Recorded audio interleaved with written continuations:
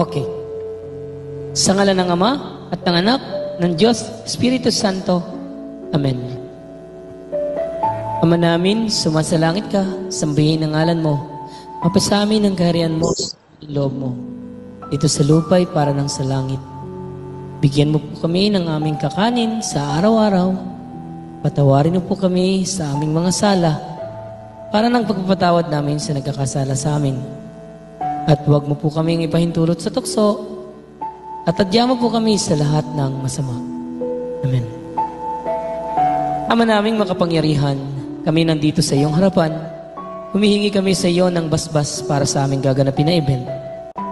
Panginoon, kami nandito na lahat ng buong TF family na iyong pinagbuklod. Panginoon, kami humihiling sa iyo na sana bigyan mo kami ng lakas ng loob na magampanan ang aming mga responsibilidad dito sa aming organisasyon. Panginoon, maraming salamat kasi always ka ang nandyan para sa amin. Always mong pinapaliwanag ang aming mga isipan. Binibigyan mo kami ng maluwalhating lakas na pangangatawan.